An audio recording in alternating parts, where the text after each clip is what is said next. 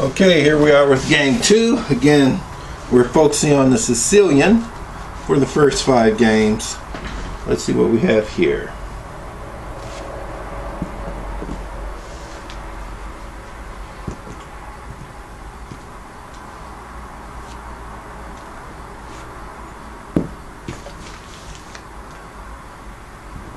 Okay, the first game started with e6. This one's going with d6.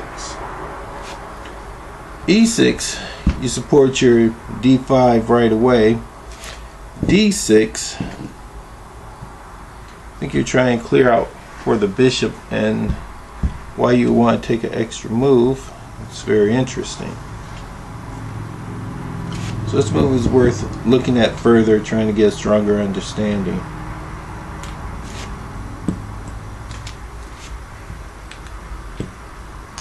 Centralizing your knight, attacking the pawn, and maybe we see the back up to d6. Once this pawn is attacked, you can't push forward.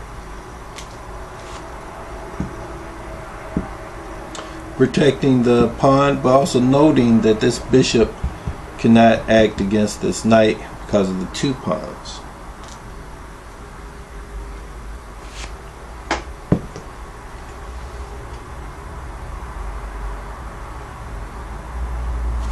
It's always been interesting to me. I believe it's to stop either of the knights from hitting b4, but also to support a b5 move along with the bishop on the long diagonal. There's nothing the bishop can really do out here right now. I mean, if he tries that, he just gets pushed back and possibly an additional pawn can go against the knight.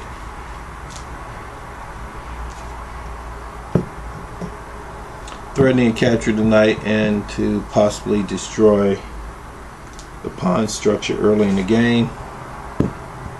Covers the knight with another knight. Bishop c4. I thought this was interesting. Attack the bishop. Bishop plays back. Attack the knight.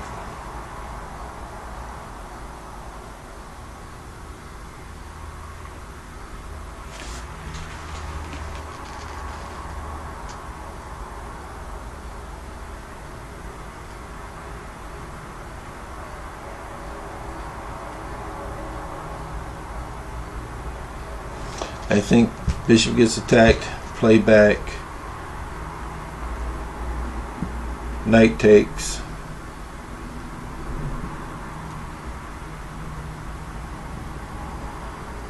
Okay, bishop takes, attack, play against knight, knight comes over, take. Bishop moves, attacking the knight and attacking the rook. That might be good enough to cover that move.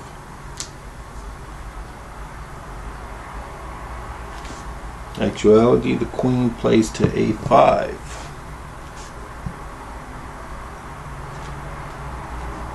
Queen d2 covers the bishop and breaks the pin on the knight. e6 appears to be making space for the bishop. Getting the king out of the center of the board. These pawns have been moved, so queenside castle for the king looks very weak. So there's a good chance that this black king is going to castle to the king side, then we'll have attack coming on each of the flanks.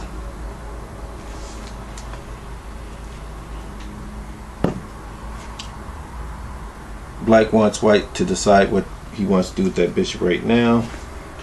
White decides to give up the bishop pair.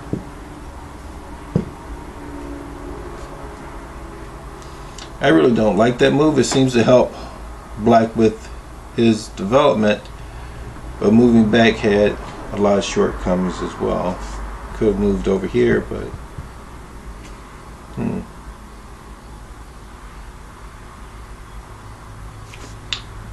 h4 I think would have been interesting because black really does want to weaken both sides of the board.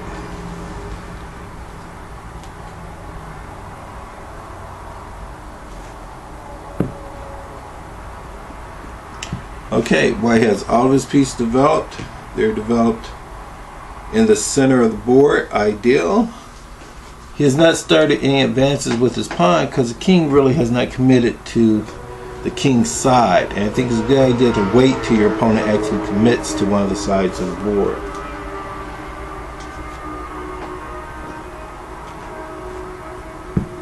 Gets his king into a safer position, especially with this queen over here. And he has not committed to anything yet, because one thing makes you lose your spirit. If you've committed to a pawn storm, pawns are advancing, you're breaking through, king castles to the queen side.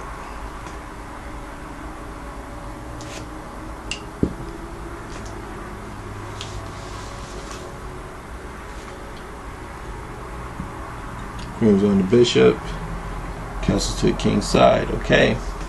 Now this is often confuses me. Do I continue to try to control the center, or do I switch my attack, or do I switch and try to develop an attack on the king's side? I think that in this position, white should go ahead, consolidate the center, but focus on your king's side, pawn storm, and attack. Because if you continue to play in the center and white can build a attack on your queen side while consolidating the center, you'll be in trouble.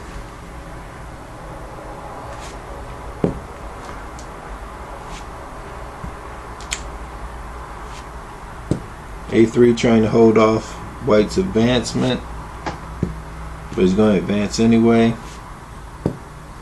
Now this time the difference is, when white initiates his pawn storm,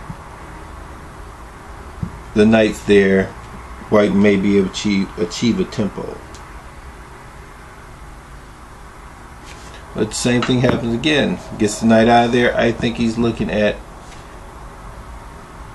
E5 in response to those pawns being advanced.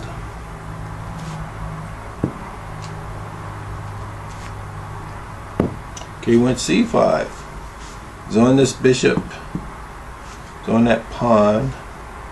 But I think that's very risky, giving up a lot of moves. And there's a break.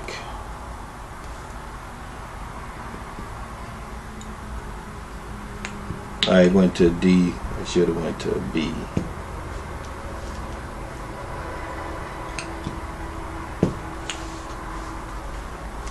Okay, black has achieved the opening of the file near the white king.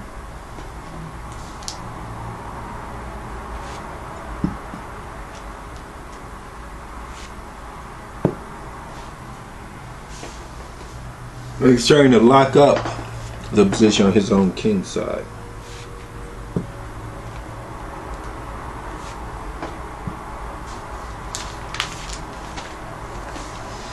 Now I feel that white's getting some headway only based on the fact that black is responding to white's moves on the king side, which means he's not continuing to develop any activity on the queen side.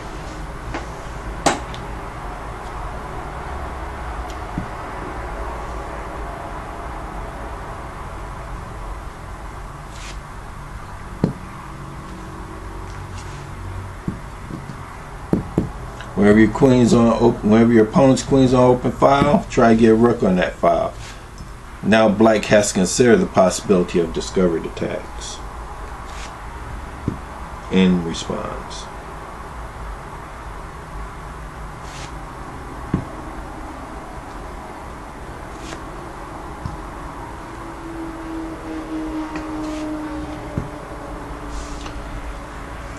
If you're going to attack, make sure you get as many pieces as you can involved in the attack. So if you start exchanging off these pawns now, black can cover the pawns and start moving his own pieces back to the king's side. As long as these pawns are here, it's going to be hard to allow the queen, the other rook, and the bishop to get involved in some type of defense.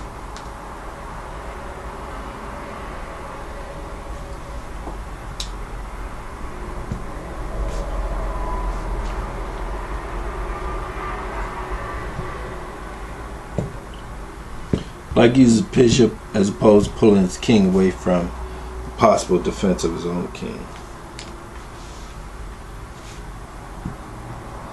Now you see the knight and the queen are both focused on this pawn. Another consideration. If you can get 2 pawns for a piece and something else tangible, it's usually a good idea to make that exchange. Again, black is trying to lock things up by passing on these pawn exchanges.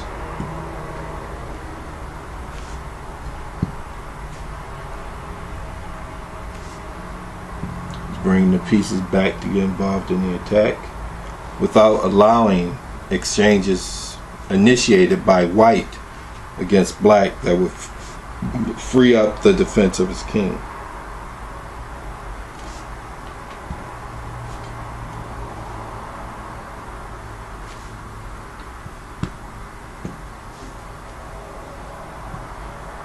Now the sacrifice we talked about. F6, he's on the bishop. D8.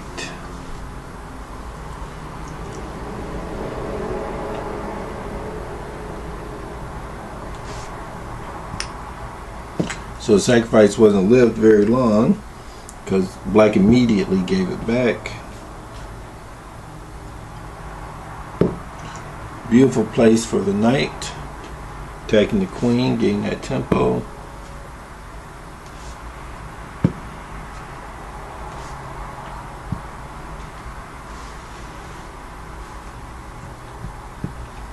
Queen is coming into the attack.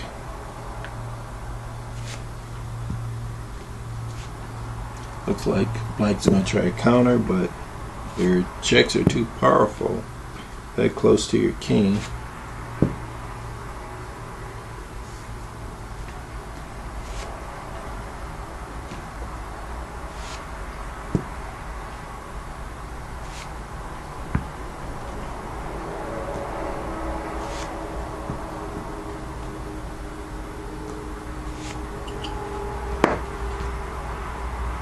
He's keeping the play with the knight.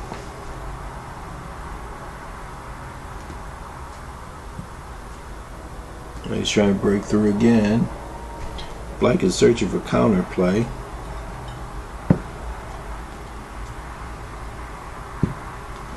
The black king decides to get out of there. The castle is too weak.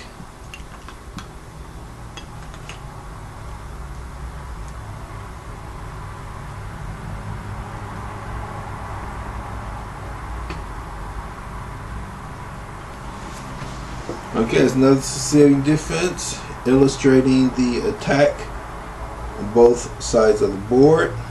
You always want to start yours first if possible.